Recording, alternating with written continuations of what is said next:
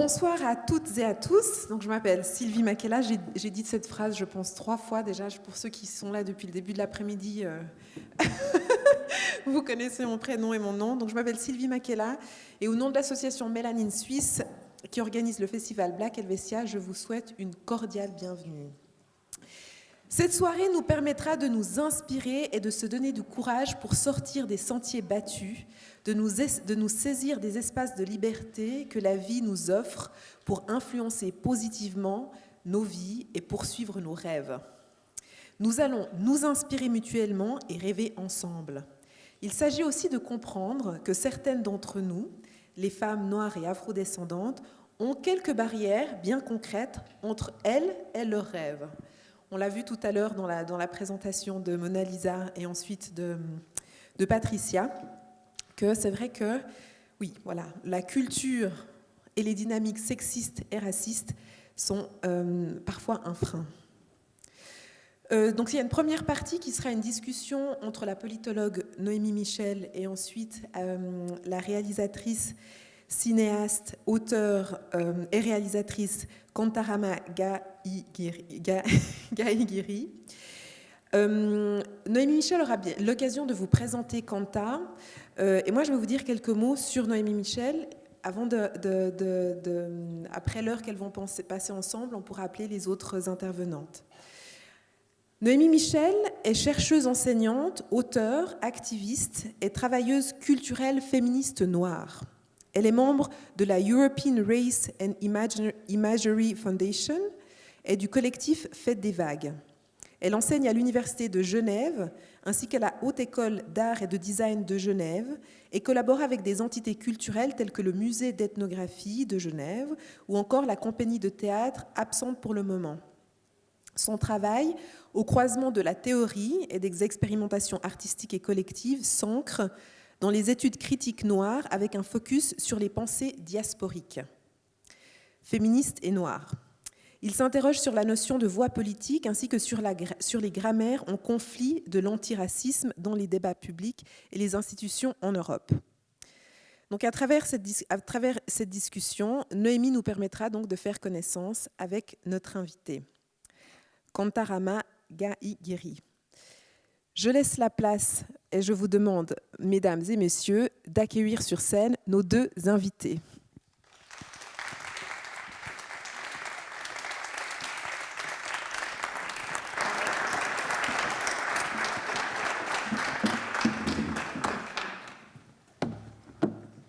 Alors, est-ce que ça marche? Oui.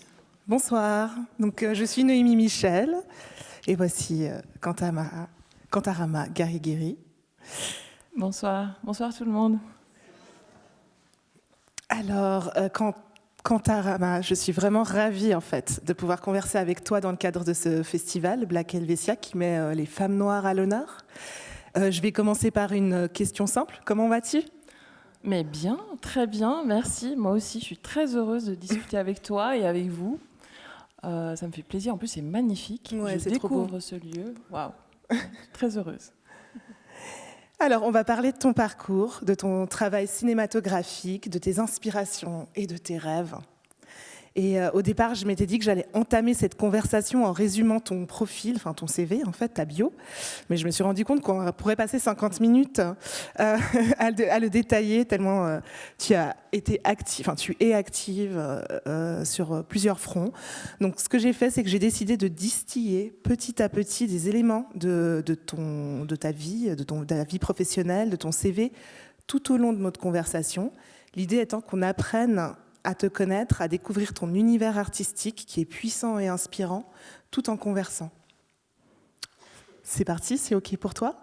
Tout un programme. Et on va essayer de tenir le temps. Donc, on va commencer par parler un peu de ton parcours. Donc, comme l'a déjà dit Sylvie, tu es réalisatrice, scénariste, productrice de films, cinéaste, avec une carrière internationale. Et en ce moment, tu es en train de travailler au développement d'un long métrage, un thriller futuriste qui s'intitule Tanzanite, c'est juste? C'est ça, c'est une pierre précieuse. Ah, d'accord. Et qui se situe au Kenya en 2045. Ton tout récent court-métrage s'intitule Terra Mater, Mother Earth. Il fait partie de la série Carte postale du futur et a été projeté sur la Piazza Grande du Festival de Locarno cet été, en 2022. Et ton court-métrage Ethereality, dont nous allons visionner un extrait, fait partie de la série Afrofuturistique et a été projeté dans de nombreux festivals. Donc, je voudrais aussi signifier que tu as aussi réalisé un vidéoclip, Pino in the Grass, pour le duo Camille Aori. Donc, tu multiplies en fait les modes d'expression cinématographiques et visuels. Mais en fait, pour commencer cette conversation, j'aimerais qu'on s'arrête sur Tapis Rouge, ton premier long métrage, co-réalisé avec Fred Baïf, qui a aussi été diffusé sur le plan international et notamment via TV5 Monde, qui a gagné un prix. Et en fait, ce long métrage, il évoque le destin d'un groupe de jeunes issus d'un quartier défavorisé qui décident de faire un film et d'aller à Cannes, qui s'autorisent en quelque sorte à marcher sur un tapis rouge. Un tapis rouge qui semblait pas leur être destiné. Or, lorsque j'ai commencé à préparer cette discussion, je me suis rendu compte que lorsque je pensais à des femmes noires réalisatrices en Suisse, ton nom était un des seuls qui me venait en tête automatiquement, spontanément. Et je vous invite à faire ce travail, les personnes du public. Quand vous pensez à des femmes noires réalisatrices, quels sont les noms qui vous viennent ? Est-ce que vous avez des noms qui vous viennent ? Alors, je sais que tu n'es pas la seule, qu'il y a d'autres femmes noires réalisatrices en Suisse. Mais il me semble que voilà, les femmes noires qui sont derrière la caméra ne sont pas forcément très mises en avant dans notre contexte.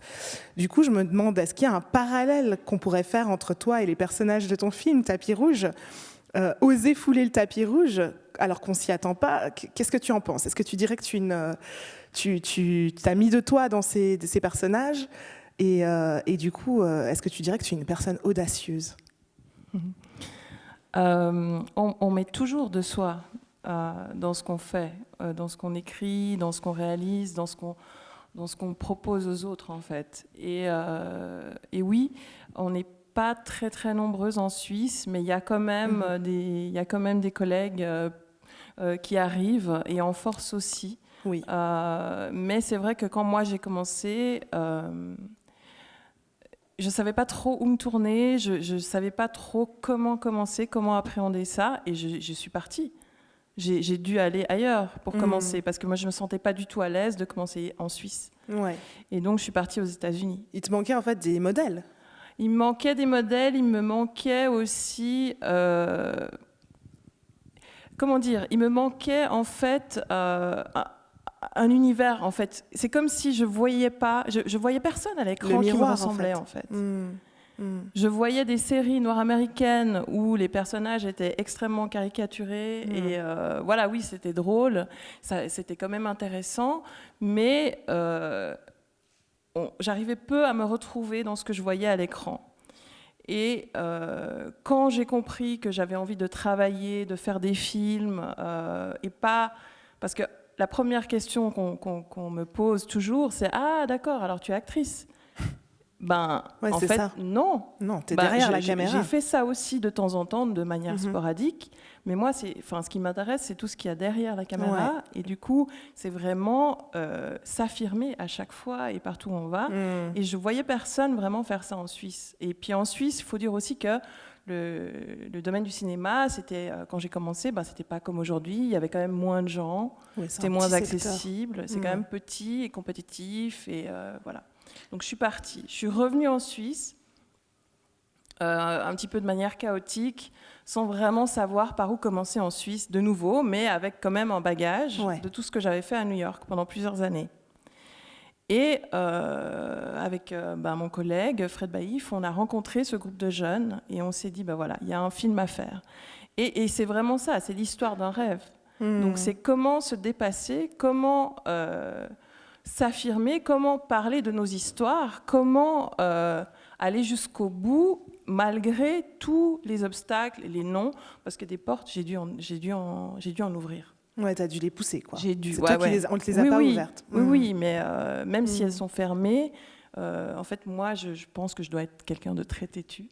Donc pas audacieuse, têtu, c'est ça ? Les deux, je pense que les deux. Je pense qu'il faut de l'audace. Il faut beaucoup d'audace parce que souvent en Suisse, on nous dit, bon, as-tu pensé à ci? Enfin, il y a quand même quelque chose dans la culture ici qui fait, enfin, dans l'imaginaire peut-être, qui fait qu'on a de la peine à prendre des risques. Un peu de l'ordre de la retenue. De la retenue, oui, on est plutôt timide. Et là, c'est vraiment l'inverse. Il faut vraiment se dévoiler. Au bord de la falaise, il va falloir sauter. Et sans parachute, parfois. Mais revenons un peu en arrière quand même, parce que moi, je trouve que c'est intéressant de comprendre justement ce moment où tu t'es au bord de la falaise, tu décides que tu vas sauter, que tu ne sais pas si tu as un parachute. Est-ce qu'on peut revenir un peu dans le temps, notamment à ton enfance, peut-être savoir où tu as grandi? Et moi, ce qui m'intéresse, c'est quel était ton rapport aux histoires et à la fiction? Et plus précisément, quel était ton rapport aux fictions qui étaient sur petit et grand écran? Donc, tu m'as déjà dit qu'il y avait un rapport un peu de frustration, qu'il y avait certaines fictions qui ne te convenaient pas, notamment celles qui représentaient des personnages noirs. Mais voilà, comment en fait, on nourrit un univers? On se dit, moi aussi, je vais fabriquer des fictions. Quand je pense à mon enfance, à comment j'ai grandi... j'ai quand même eu beaucoup de chance, parce que c'est vrai qu'ici, on a accès à beaucoup de choses, mais on a beaucoup bougé en famille, parce que mon père travaillait aussi en Afrique, donc on allait le rejoindre pour un certain temps, une certaine durée, puis on revenait, puis après même en Suisse, on a bougé. Et je pense que ça forme l'imaginaire aussi de voir beaucoup de choses, des modes de vie différents, des continents différents. Et très vite, j'ai fait des choses artistiques. J'ai pas commencé dans le cinéma tout de suite, mais à 4 ans, j'ai commencé à faire de la musique. D'accord. C'était une approche. Et puis après, j'en ai quand même fait jusqu'à à peu près 15 ans. Et puis après, j'ai rajouté le théâtre. Et pour moi, nous, à la maison, on n'avait pas vraiment le droit de regarder la télé. Donc c'est peut-être un peu ironique que maintenant je fasse des films. La vengeance. La vengeance. Et donc, je pense que plus tard, parce que c'est quand même plus tard que j'ai découvert un peu toutes ces séries, toutes ces choses qu'on voyait, et je me suis dit, mais en fait, ça ne me parle pas tant que ça, au final. Mais je lisais beaucoup, beaucoup, et voilà, et je faisais beaucoup d'autres techniques artistiques. Et je pense que c'est une somme de tout ça. Le jour où je me suis retrouvée sur un plateau, en fait, c'était un ami qui avait besoin d'un coup de main pour un court-métrage, et on a fait 2 soirées de tournage, et j'ai vu ce qu'il faisait, et je me suis dit, mais en fait, c'est ça. Bah, tu as anticipé ma question suivante. C'était un peu ce moment. Parce qu'on a un moment où on réalise, on se dit, ah ouais, moi, c'est ça que je vais faire. Ouais, c'est un peu l'épiphanie. Donc c'était en fait, c'est un peu un hasard. Non, je pense pas que ce soit un hasard, parce que c'est un chemin. Oui, c'est un chemin. C'est un chemin. C'est des bonnes rencontres. Ouais. Et puis le cinéma aussi a ce pouvoir de rassembler la musique, le théâtre, etc. C'est complexe, il y a donc tout. Je pense que pour moi, c'est important d'avoir un bagage, d'avoir autre chose, de ne pas faire que ça, d'avoir aussi quelque chose à dire, parce que voilà, moi je fais des films, mais on n'est pas si nombreuses que ça à avoir accès à un moyen qui est très puissant. Et donc, qu'est-ce qu'on va montrer ? Mais justement, moi, quand je pense au cinéma, au secteur du cinéma, contrairement à d'autres institutions, industries culturelles, notamment le théâtre ou la musique, ça me semble tellement opaque. C'est-à-dire que ça semble très difficile d'accès si on n'a pas les bons contacts. Donc, tu as déjà dit, voilà, il faut avoir de l'audace, il faut être têtu. Est-ce que tu aurais des exemples un peu de moments où tu t'es donné les moyens d'ouvrir ces portes, justement, qui n'étaient pas forcément ouvertes pour toi? Est-ce qu'il y a aussi des personnes, mentors, qui t'ont aidé dans ce parcours? Alors, quand j'ai commencé, moi, je connaissais personne dans ce milieu. Je suis partie à New York donc dans une ville encore plus grande où je connaissais personne. Encore moins personne, ouais. Voilà. Une personne, en fait, qui m'a un petit peu aidée quand je suis arrivée à trouver un logement, etc. Mais donc, c'est vraiment à la force de la volonté. Et simplement, c'est le rêve. Il faut suivre son instinct. Il faut se dire, bon, voilà, si moi j'ai envie de faire ça, il faut que j'essaye maintenant, parce qu'après, ce sera trop tard.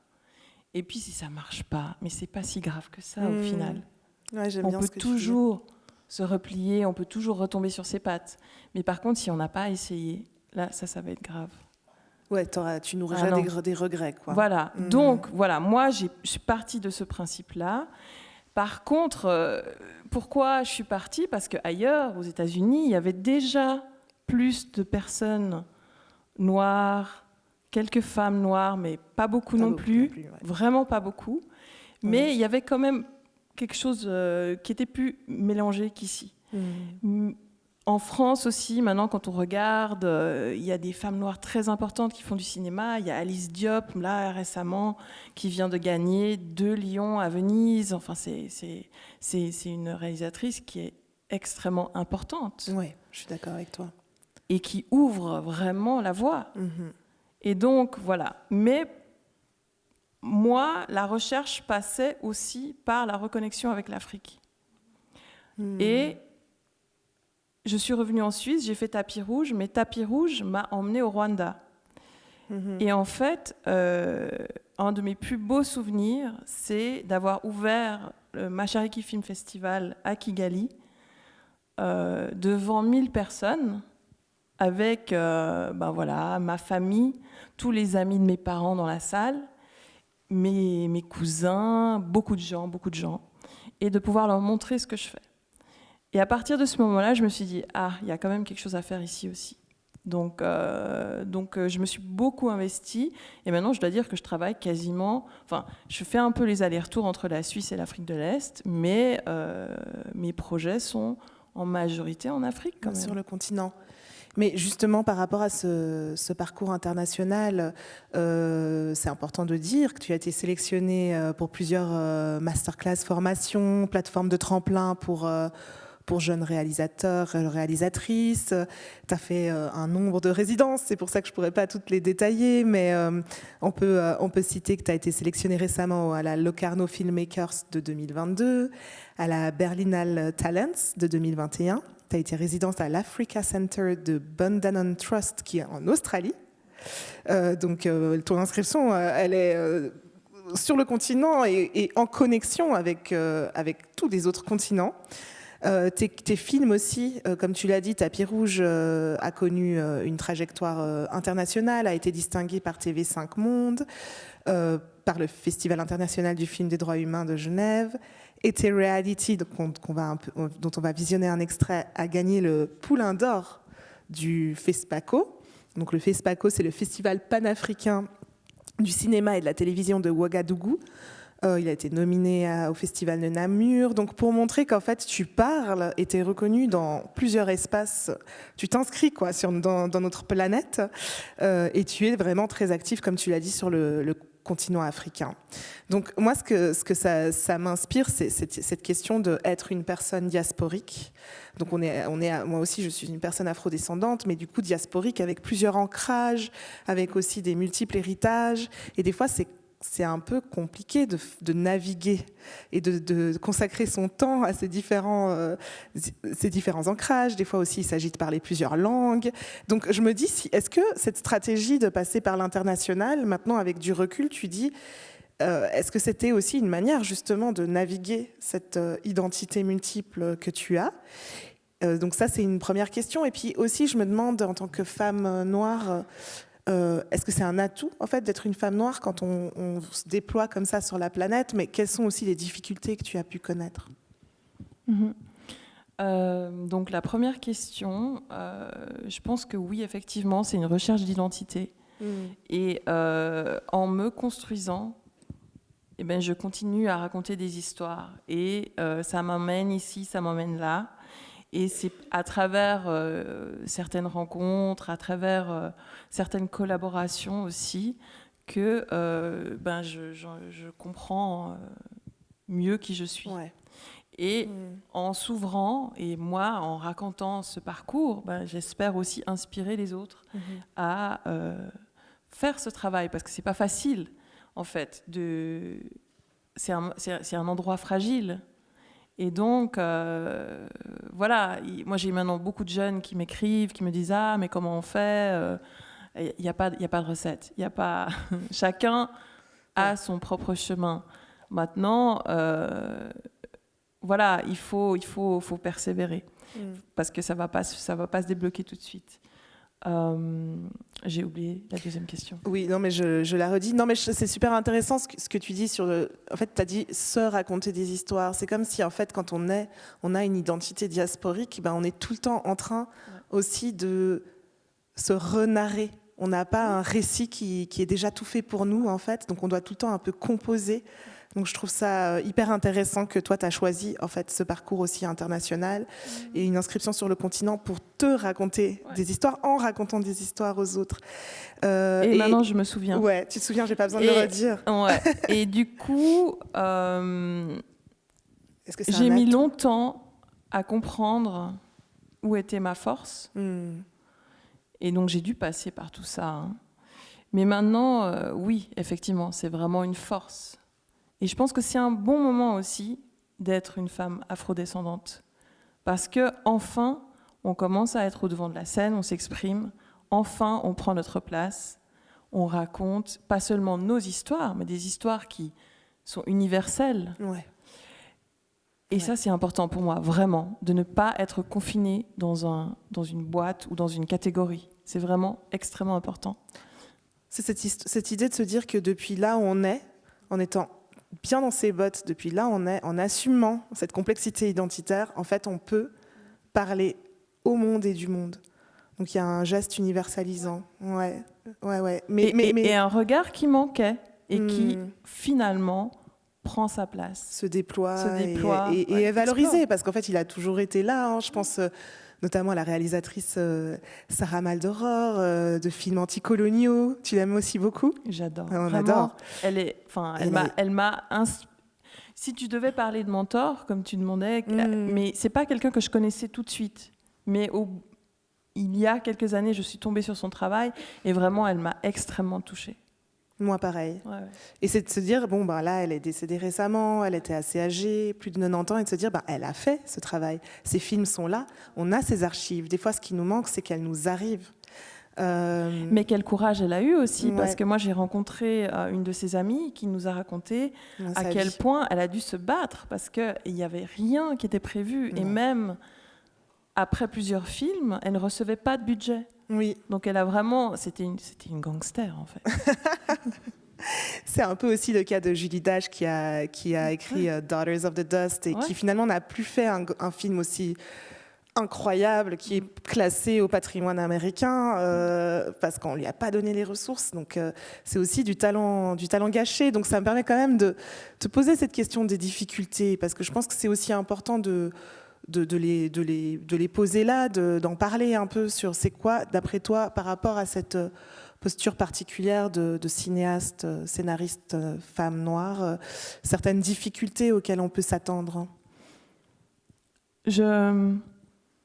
J'arrive pas forcément à pointer du doigt quelles sont exactement les difficultés, parce qu'elles sont multiples et que elles sont pas pareilles ici, elles sont pas pareilles en Afrique de l'Est, au Rwanda, elles sont pas pareilles au Kenya, en Ouganda. Ce sont des pays où je travaille régulièrement.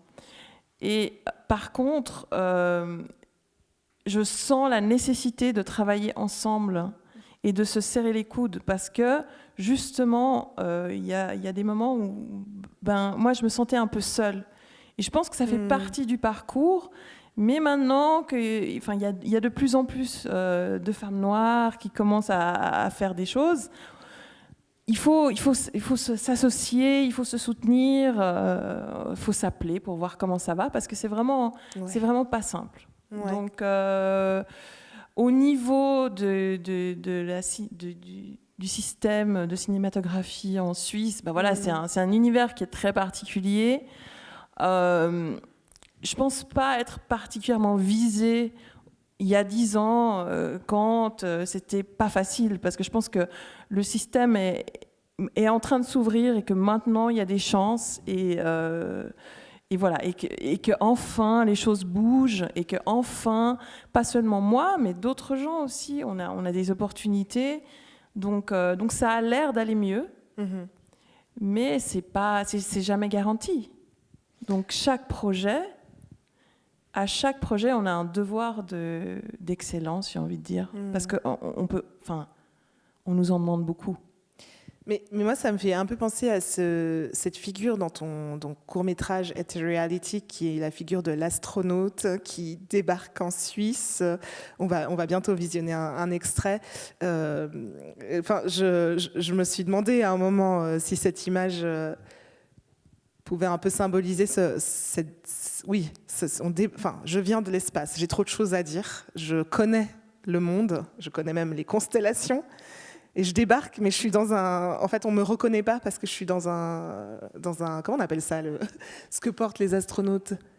Un scaphandre, merci. Donc voilà, j'avais l'impression qu'il y a un peu... Enfin, c'est peut-être mon interprétation, ma réception. Peut-être moi aussi, j'ai ressenti ça en regardant le court-métrage. Mais je propose que peut-être on le regarde et puis on le regarde. Ouais. Ah, okay. Si c'est possible. Alors moi, est-ce qu'on est devant? C'est bon, on va.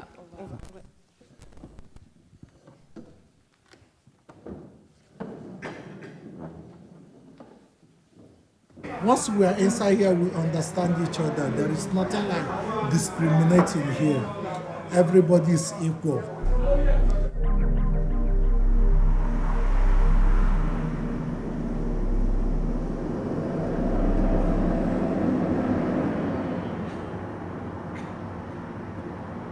They used to say, your home is where your heart is. When you're there, you understand that you're a human being too. You understand me? When I get to my village sometimes, I feel like, wow. But when I'm outside here, I'm nobody. Being away from home. You understand me? For me, once I'm inside here, it's like I'm in Nigeria. If I come out, I'm in Switzerland.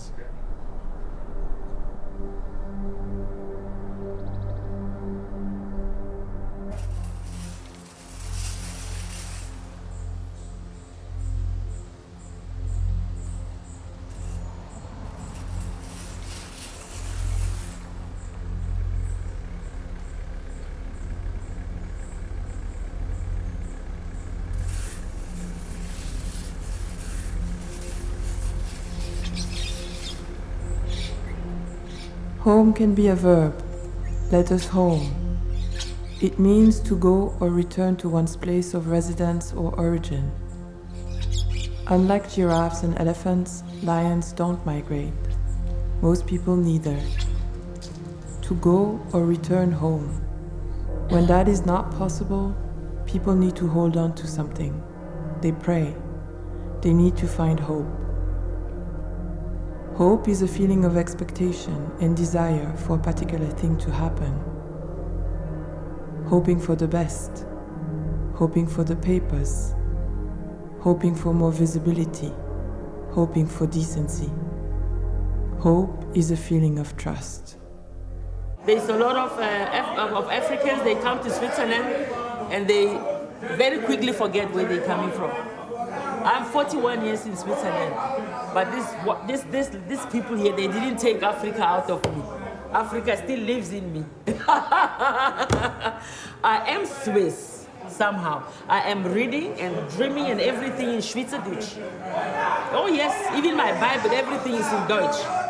But Africa, nobody's gonna take it out of me.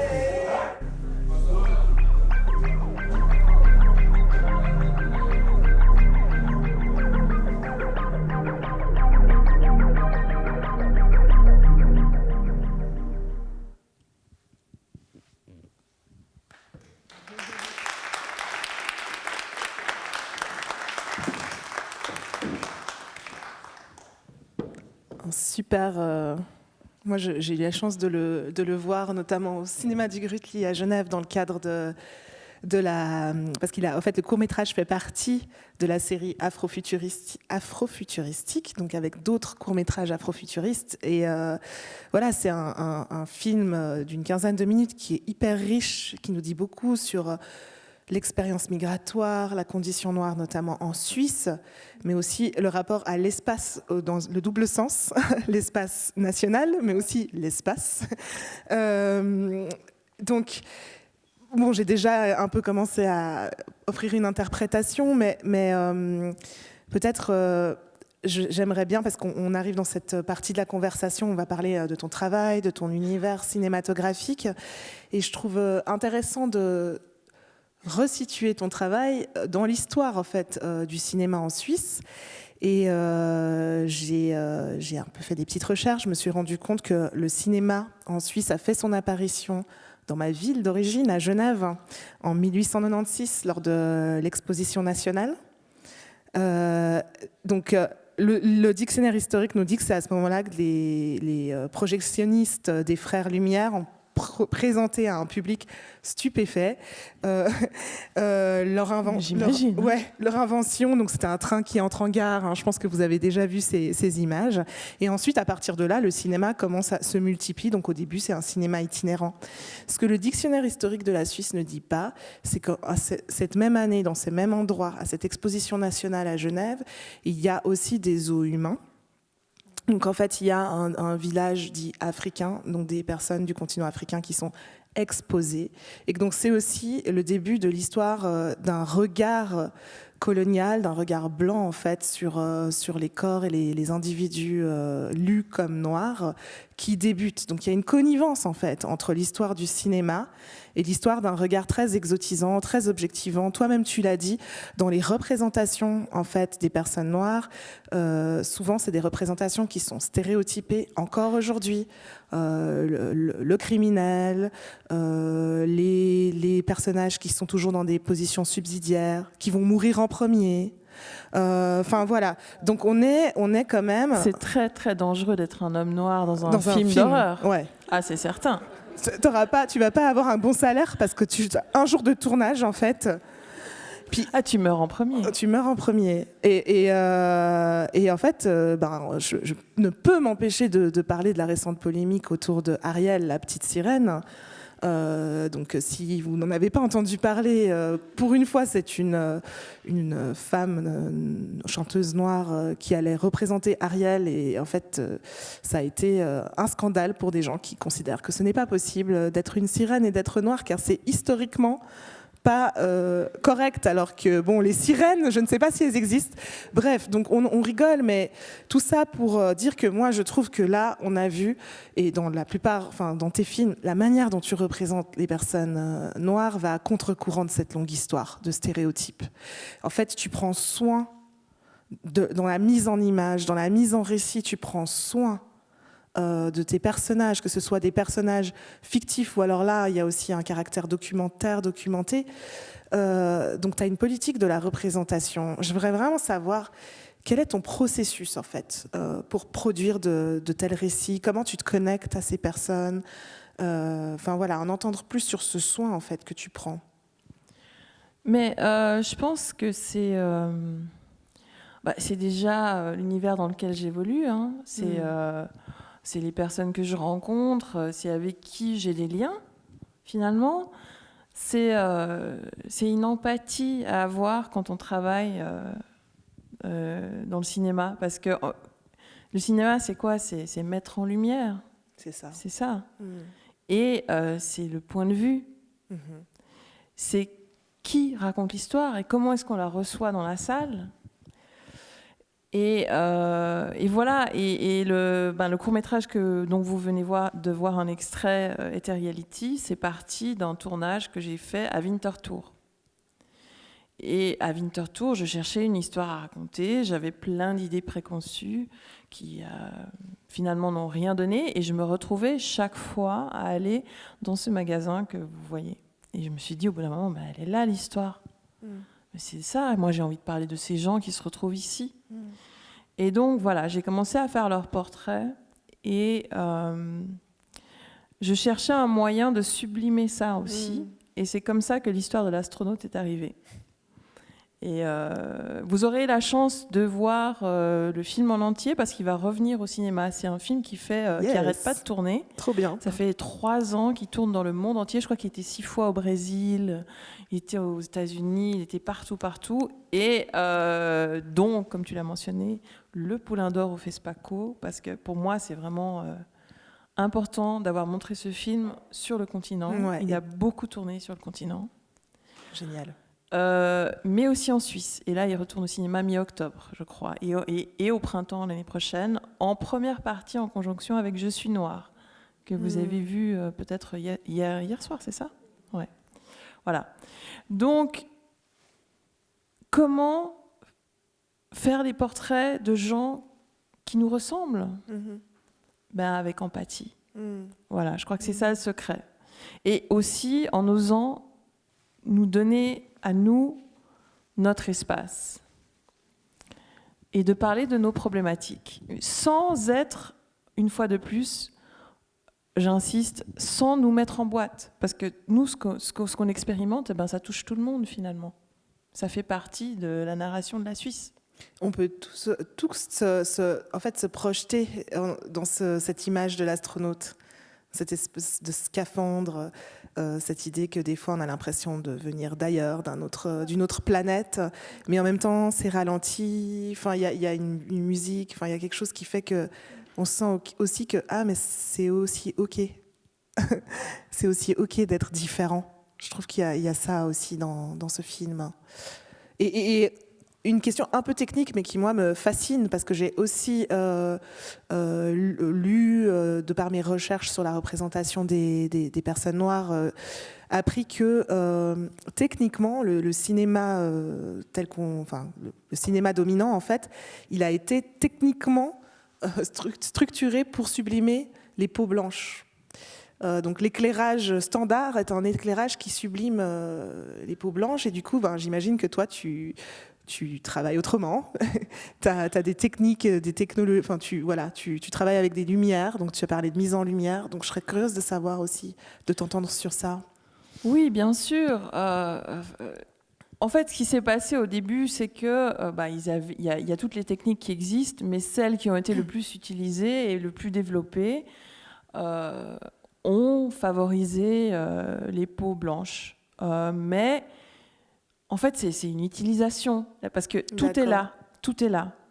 Et quand moi je travaille avec un ou une chef opératrice ou chef opérateur, et c'est une discussion qu'on a. Et c'est un dialogue aussi avec la personne qu'on filme, parce que les peaux noires, elles n'ont pas toutes les mêmes teintes. C'est très intéressant de voir après à l'étalonnage, quand on ajuste certaines choses, de voir comment ça évolue avec les couleurs et tout ça. Donc c'est très technique, je ne vais pas aller me perdre dans tout ça aujourd'hui, mais pour dire que si c'est quelque chose qu'on a à l'esprit, on peut travailler et faire en sorte que les peaux noires soient illuminées de manière respectueuse ou favorable, belle. C'est important. C'est ce qui ressort, je trouve, en tout cas dans tes films. Merci. Et du coup, Ethereality, mais aussi Mother Earth, Terra Mater, et aussi ton film en cours de développement, sont tous trois des films qu'on peut qualifier de films afrofuturistes. Parce qu'ils nous proposent de nous projeter dans le futur, depuis le point de vue spécifique de personnages noirs. Alors pour moi, l'afrofuturisme, c'est aussi un genre qui prend soin du passé. Donc je pense au symbole Sankofa, l'oiseau qui regarde en arrière pour mieux avancer. Je ne sais pas si tu l'as en tatouage. Non, pas celui-là. Pas celui-là. Mais du coup, en fait, je pense que dans Ethereality, tu prends aussi soin d'une histoire qui est peu connue. C'est celle des tentatives et des désirs de voyage spatiaux des nations africaines qui étaient nouvellement indépendantes. Il y a eu des tentatives de faire des stations spatiales. Enfin, je ne sais pas si je suis assez précise. Donc moi, je trouve que tu suggères cette histoire sans forcément la reproduire de manière... elle est suggérée. Donc en fait, tu prends soin du passé tout en nous mettant dans un espace aussi un peu futuriste. Donc je serais curieuse d'en savoir un peu plus sur ton approche de l'afrofuturisme, comment tu t'inscris dans ce courant. Pourquoi est-ce que c'est important pour toi de produire des visions pour le futur, en fait? Pour moi, l'afrofuturisme, c'est quelque chose qui a commencé avec Sun Ra, George Clinton, tous ces mouvements. Ouais, vraiment la musique. Ouais. La musique et les visuels qu'ils amenaient après, mais la musique. Les univers qu'ils ont proposés, pourquoi? Parce qu'ils ne pouvaient pas vivre librement. Dans le présent. Dans le présent. Donc ils sont allés se projeter dans un futur où ils étaient libres. Donc, ouais, pour moi, c'est ça. Aujourd'hui, peut-être d'abord parlons du concept de l'astronaute en Afrique, parce que sur le continent entier, il y a des initiatives. Il y a eu en Zambie un programme spatial, il y a eu dans plusieurs pays des programmes, mais il y a aussi eu des films. Il y a eu Afronauts, qui est un film magnifique. Il y en a eu quelques-uns, quelques autres films sur ce sujet. Il y a de la science-fiction africaine. Il y a vraiment énormément de talent sur tout ce continent, qui est très très riche. Mais moi, j'ai toujours, et nous, enfin, quand on se voit et qu'on en discute, ces auteurs-là et moi-même, on a toujours un peu un sourire parce qu'on se dit, mais afrofuturisme, pourquoi on ne dit pas sino-futurisme? On ne dit pas eurofuturisme? That's true. Pourquoi c'est pas simplement de la science-fiction? Ouais. C'est ce qu'on fait, non? Donc, pour moi, quand on parle d'afrofuturisme, c'est vraiment particulier à ce mouvement-là de Sun Ra. Ouais. Éventuellement, ce qui s'est passé avec Black Panther et tout ça, mais ça, c'est encore une fois un regard américain sur l'Afrique. Ouais. Ouais. Donc, je suis un petit peu... Et c'est pour ça que la collection s'appelle Afrofuturistique. C'est pour créer ce débat-là. C'est pour dire, mais en fait, non, ne nous mettez pas dans une boîte. Nous, on fait du futurisme comme vous. La différence, c'est qu'on le tourne chez nous. Voilà, c'est tout. Après, je pense qu'il est important aussi d'imaginer un futur où tout est possible. Et pour moi, ça, c'est vraiment un moyen de le faire. Mais justement, comment tu le fais? C'est quoi ton processus de création, d'écriture, d'imagination? Je sais pas, parce que des fois, je me dis, en ce moment, il pleut, il fait gris, donc comment tu fais pour projeter des images qui ensuite vont prendre forme, vont nous être proposées? Tu fais tout en plus. Tu écris, tu réalises. Donc voilà, comment tu exerces ton imagination? Qu'est-ce qui t'inspire pour fabriquer des images et des récits? Mais je m'inspire beaucoup de la réalité. Je m'inspire beaucoup des problèmes politiques. Enfin, je me documente énormément sur un certain sujet avant d'imaginer une histoire. Et après, forte de tout ça, j'essaye de ne pas rester terre à terre. J'essaye d'apporter autre chose, en fait. Ouais. Et là, j'ai pas la recette. C'est mon instinct. Je sais pas. C'est mon cerveau qui doit partir dans des sphères autres.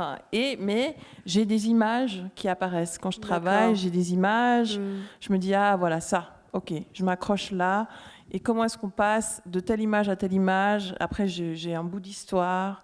Mais c'est des années de travail. C'est pas, je m'assieds pas un soir devant mon ordinateur et puis j'ai toute l'histoire qui vient. Non, c'est vraiment un travail acharné. C'est sur plusieurs années avant d'avoir quelque chose à tourner. Et puis après, c'est le tournage, la post-production, tout l'accompagnement au festival. Enfin, voilà, c'est vraiment un travail de longue haleine. Je trouve intéressant que tu rappelles bien qu'en fait, l'imagination, c'est une pratique. Oui, ça s'exerce. Ça s'exerce. Ça s'entraîne. Je pense qu'il y a peut-être un terreau à la base plus favorable ou pas, mais on est tous capables d'imaginer les choses. Après, est-ce qu'on y consacre tous autant de temps que moi en ce moment? Peut-être pas. Moi, je dois dire que ça me prend énormément d'heures dans ma journée de travailler là-dessus. Ça veut dire quoi? Ça veut dire méditer, ça veut dire me remplir moi de choses pour pouvoir donner. Ça veut dire avoir une discipline. Ça veut dire même si aujourd'hui je ne sais pas ce que je vais pouvoir écrire, je vais m'asseoir devant mon bureau et je vais travailler à peut-être retravailler cette scène ou aller documenter, chercher les images pour la scène suivante, voilà, et être dans le mouvement, dans la création continue, sans forcer, parce que quand on force, eh bien, ça donne rien, mais ouvrir l'espace pour que la magie se produise au milieu.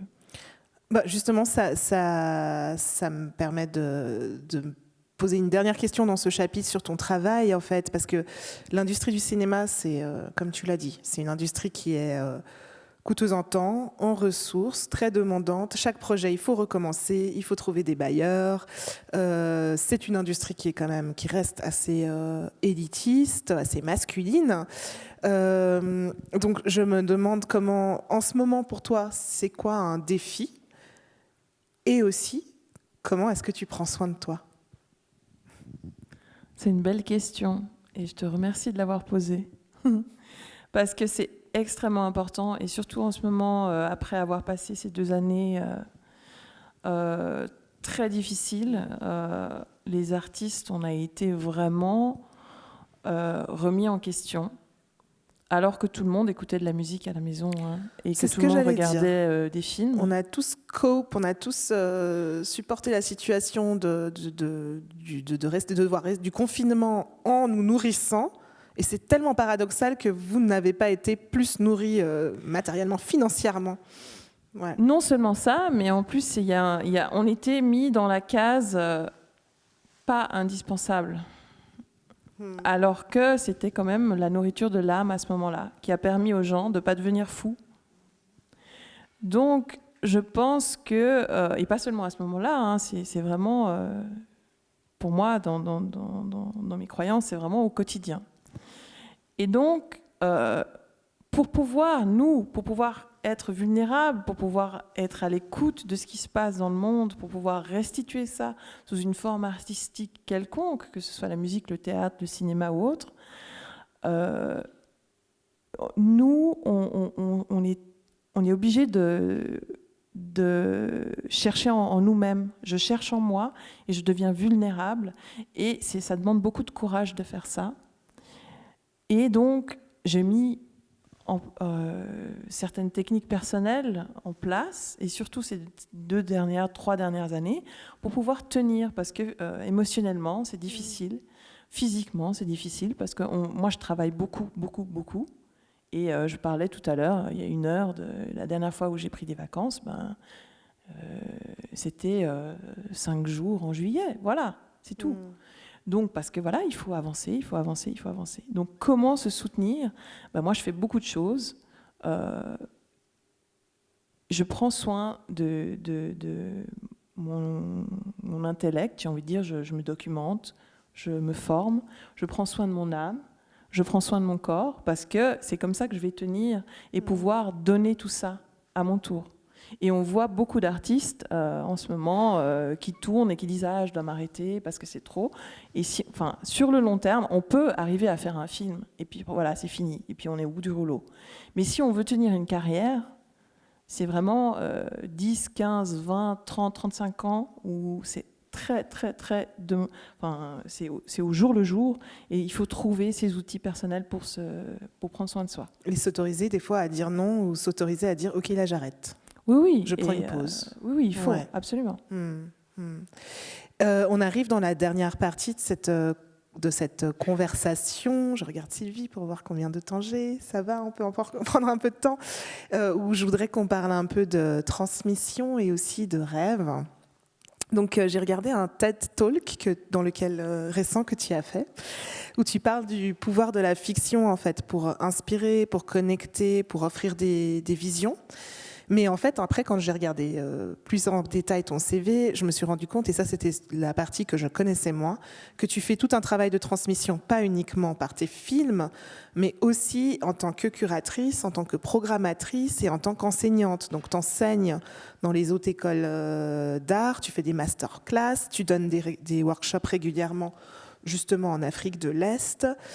Tu as programmé dans le Festival international du film fantastique de Fribourg, non, c'est ça, c'est bien ça, toute une section de films rwandais. Donc voilà, tu as beaucoup de cordes à ton arc pour transmettre. Il y a plein d'artistes qui disent non, mais moi je ne m'exprime que par mon art, donc toi tu ne fais pas ça. Pourquoi est-ce que tu as décidé de transmettre aussi par l'enseignement, la programmation? Qu'est-ce que ça t'apporte en fait? Moi je crois profondément que le cinéma c'est un art qui est collaboratif. En fait, tout seul on peut faire... Alors ça existe, hein. Il y a des gens qui font tout de A à Z, mais moi c'est pas ma façon de fonctionner. Et donc... pour moi, c'est naturel de discuter avec d'autres artistes, de transmettre. Mais moi, j'en apprends tout autant. C'est ça, c'est un échange. En fait, c'est un échange. Et ici, on a des écoles d'art, mais il y a d'autres endroits où on n'a pas forcément ces opportunités-là. Donc, par exemple, à Kigali, nous, on est quelques-uns de temps en temps de faire des masterclass parce qu'il y a des programmes bien spécifiques, mais c'est pas à l'année. Mais il y a sur 3 mois un projet ou sur 6 mois un projet. Parce que ça c'était à partir de 2015, mais aujourd'hui ça a bien changé et ils sont en train de mettre en place un fonds, etc. Donc c'est grâce à ce genre d'initiative que les choses bougent. Donc ça j'y crois fermement. Et plus on va arriver aussi à faire du cinéma quelque chose d'important pour notre communauté. Donc créer des connexions, créer des espaces, faire bouger les choses. Et du coup, c'est un peu la question que j'avais après, c'est-à-dire il faudrait quoi ici en Suisse pour qu'il y ait plus de Kantamara Gaïgiri? Qu'est-ce qui manque, hein? Mais moi, il n'y en a qu'une. Bien sûr qu'il n'y en a qu'une. Je reformule ma question. Qu'est-ce qu'il faudrait dans le secteur du cinéma suisse pour qu'il y ait plus de femmes afrodescendantes ou en tout cas aussi avec diasporiques qui se donnent, qui se donnent les moyens, qui se lancent, qui s'autorisent en fait? Je pense que dans les enfants, les ados, il y a des gens qui rêvent à ça. Il y a des petites filles qui rêvent à ça. Vraiment très fort. Donc il faut les encourager, il faut les soutenir parce que moi j'ai l'impression d'avoir poursuivi mes rêves et d'avoir malgré tout, comme tu dis dans Tapis Rouge, d'avoir fait ce road movie jusque sur les tapis rouges. Et bien que pour moi le but soit pas de faire des photos sur un tapis, mais plutôt de raconter des histoires. Et il y en a beaucoup, il y en a plein de ces petites filles. Mais il faut juste les encourager, il faut que quelqu'un tienne l'espace ouvert pour qu'elles puissent explorer ce qu'elles ont envie de raconter. Et je pense que déjà dans cette salle, mais aussi au-delà, dans la ville, dans le canton, au niveau de la Suisse, c'est important d'ouvrir ces espaces-là pour que les enfants puissent rêver et continuer. Parce qu'on vit dans un système qui n'est pas très favorable à ce genre de carrière. Aux carrières artistiques en général. Ouais. Il n'y a pas de On statut. est à la marge. Il n'y a pas de statut non plus. Il n'y a pas de statut, il y a peu de soutien. Il faut un peu inventer son propre chemin, ce que je fais. Mais ce n'est pas facile. Et donc, tout soutien est bienvenu, dans le sens où si quelqu'un, je ne sais pas, au niveau du politique, prévoit un espace pour que ces personnes-là puissent s'exprimer, c'est à tous les niveaux. Au niveau de l'éducation, au niveau des parents, de pas censurer ses enfants, c'est ça. De la communauté, de se reconnaître les uns les autres. Une grosse question, ça veut dire quoi pour toi le succès, dans tes termes? Je pense que le succès, pour moi, ça veut dire de pouvoir vivre bien en continuant à être qui je suis. Et à m'exprimer en parlant de ce qui me préoccupe et en touchant les autres. Non, mais vivre bien en continuant à être qui je suis, c'est la punchline de la soirée. Mais j'ai quand même envie je dois gentiment conclure, c'est ça, Sylvie? J'ai encore un peu... Ah, super. Bon, je suis une personne curieuse. Donc, j'ai plein de questions. Ton cinéma, il est marqué par... Alors, j'aimerais faire une interprétation. Je trouve que ton cinéma est marqué par le signe de ce que je voudrais appeler l'espoir lucide. Donc, dans Terra Mater, on assiste à... Tu nous situes dans un moment post-apocalyptique, donc après la destruction de la planète qui s'annonce, en fait, vu comment on la traite. En 2045. En 2045. Dans Ethereality, ton texte, il insiste sur l'importance de l'espoir lorsqu'on ne peut plus rentrer chez soi. En fait, tu nous proposes de rêver sans pour autant se déconnecter de la réalité. Sans pour autant se déconnecter, sans être dans le déni, en fait, de conditions tragiques et dures qui marquent notre moment, notre condition contemporaine, et notamment la condition des personnes afrodescendantes, africaines. Et en fait, moi, ça m'a beaucoup fait penser au roman d'Octavia Butler, qui est une écrivaine afro-américaine spéculative. Enfin, elle écrit des récits spéculatifs et vraiment, maintenant, elle est traduite en français. Donc, notez Octavia Butler. C'est traumatisant. C'est la base. Non, mais c'est vraiment important. Mais c'est traumatisant aussi, parce que quand on lit le roman et qu'on regarde, elle les a écrits dans les années 80, et en fait, elle avait annoncé ce qu'on est en train de vivre, notamment la pandémie, notamment Donald Trump, enfin voilà. On est un peu traumatisé, mais aussi, ces romans nous donnent une feuille de route. C'est des romans qui nous guident, parce que ça donne de l'espoir aussi. Ça dit, oui, tout peut se détruire, mais on peut persister en tant qu'humain. Donc, qu'est-ce que tu penses en fait de cette notion d'espoir lucide? Est-ce que ça te parle? Et toi, c'est quoi tes inspirations en ce moment pour cultiver ce rapport au monde éther, réel, donc à la fois nourri par quelque chose de l'ordre du ciel et à la fois de la réalité? Ouais, j'aime beaucoup cette expression d'espoir lucide. Je trouve que, je te remercie parce que je trouve que ça qualifie vraiment, c'est vraiment quelque chose qui me préoccupe beaucoup en ce moment, aussi de par mon prochain projet. Et je fais beaucoup de recherches sur des théories scientifiques, autres que du cinéma, pour nourrir justement mon propos. Et c'est vrai que c'est assez terrifiant. Mais que j'ai pas envie de restituer ça tel quel. Parce que, sinon on va tous droit dans le mur et c'est fini. Alors que je pense que une partie de mon travail, c'est aussi d'ouvrir des portes à un autre imaginaire, à une autre façon de vivre, à une autre façon de se penser. Et c'est là où j'essaye de faire entrer l'espoir. Parce que sans espoir, on peut arrêter tout de suite. Tes films sont des remèdes à... Je ne sais pas si certaines d'entre vous souffrent d'éco-anxiété. Mais voilà, tes films, en fait, offrent un remède ou quelque chose, offre une force, en fait, pour quand même se dire que c'est pas la fin du monde. Du coup, j'aimerais bien quand même t'entendre sur ce prochain projet, Tanzanite, avant de te poser ma dernière question. C'est très, très difficile de parler d'un projet qui est en cours. Vrai. En général, ouais, c'est très difficile parce que ça évolue. Mm-hmm. Et au moment où je vous parle, c'est en train de changer. Donc, dans ton cerveau. Ouais, et dans mon âme. Donc, c'est très difficile d'en parler. Par contre, ce que je peux vous dire, c'est que je crois que c'est Einstein qui disait que l'imagination était plus importante que l'intelligence.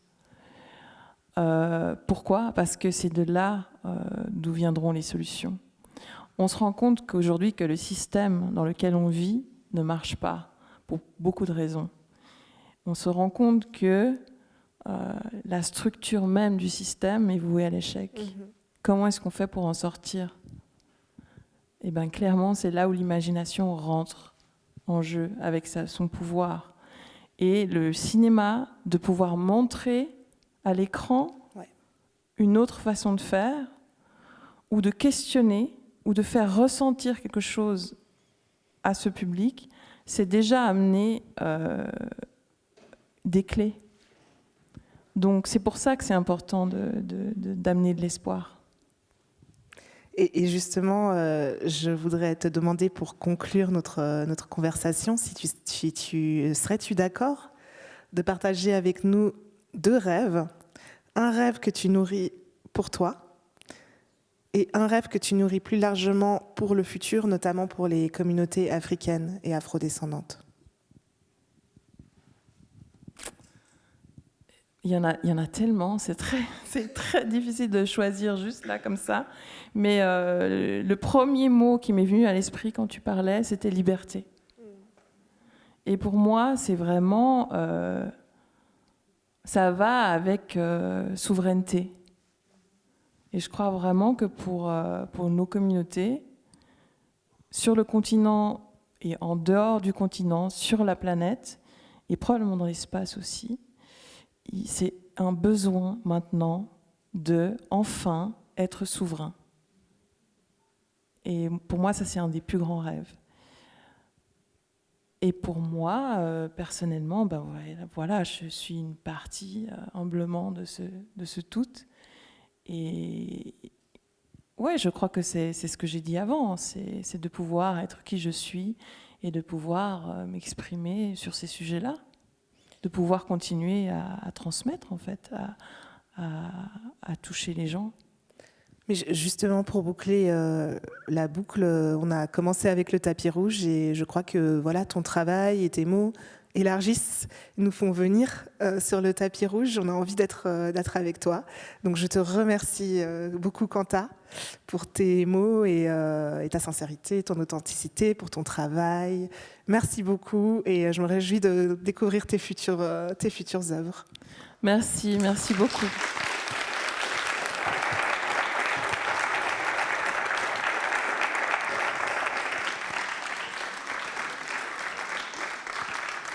Ah, on peut prendre des questions du public.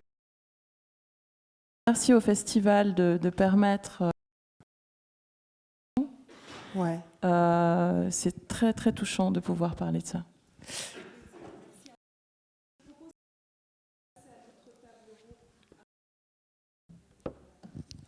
Je t'en prie. Question du public.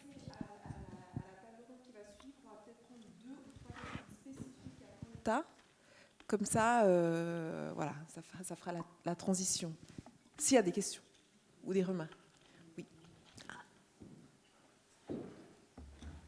Et moi, je veux bien un peu de lumière sur le public, s'il vous plaît, si c'est possible, s'il y a des questions, parce que je vois personne. J'avais juste une question, comme vous avez dit que de travailler, je suis tout au fond, mais c'est pas grave. Ah ouais. C'est la question qui est importante. Quand vous travaillez, ça prend beaucoup de temps, en fait, de travailler sur un projet, plusieurs années. Du coup, je me demandais, est-ce que vous travaillez sur plusieurs projets en parallèle ou seulement sur un pendant plusieurs années jusqu'à ce qu'il soit au bout, puis après un autre? Non, souvent c'est plusieurs projets en parallèle parce qu'on ne sait jamais lequel va se développer plus rapidement que les autres. Et par exemple, moi je projette des choses dans le futur et tout à coup, 2 années de Covid nous apprennent que la réalité est bien plus folle que tout ce qu'on a pu imaginer. Donc il a fallu reprendre. Donc voilà, c'est heureusement que j'ai plusieurs choses en parallèle, mais ça veut aussi dire que j'ai plusieurs jobs à 100%. Voilà, donc l'un ne va pas sans l'autre, je crois, mais c'est important de se diversifier aussi. J'arrive. En marchant, je pose aussi ma question. C'est-à-dire que dans la communauté, il y a beaucoup de pression sur les enfants pour qu'ils aient des professions, disons, plus rentables. Quoi, donc, non, absolument. qui leur assure qui leur assure un métier qui leur permettra de gagner bien leur vie. Et comment finalement on fait fi de ça? Peut-être c'est une question en deux, c'est-à-dire déjà comment est-ce qu'on vit financièrement quand on choisit un métier artistique, et ensuite comment on fait fi de la pression qui nous induirait plutôt à suivre des choix un peu plus raisonnables. Mais moi je comprends l'inquiétude des parents. Je comprends vraiment, c'est quelque chose de très légitime. Et j'ai eu la chance d'avoir des parents qui m'ont toujours soutenue dans ce que j'ai fait. Mais j'ai fait un master en relations internationales justement à cause de ça. Parce que personne ne te dit, quand tu as 12 ans, que tu dois choisir un chemin, quand tu as 16 ans, quand tu as 18, 20, etc. Personne ne te dit « Ah, mais il y a aussi ça ». Et moi, je passais bien plus d'heures à dessiner, à faire du théâtre, à faire de la musique, à faire des impros, à faire etc., que à l'école. Alors j'ai eu de la chance parce que j'avais pas besoin d'énormément de travail pour quand même réussir l'école. Mais clairement, depuis le début, c'était une carrière artistique qui m'intéressait. Et je n'ai sauté à pieds joints dedans qu'après l'université. Ce qui, au final, est aussi positif parce que maintenant, j'ai tout un panel d'outils et de choses que j'ai appris que je peux réinjecter dans mes projets.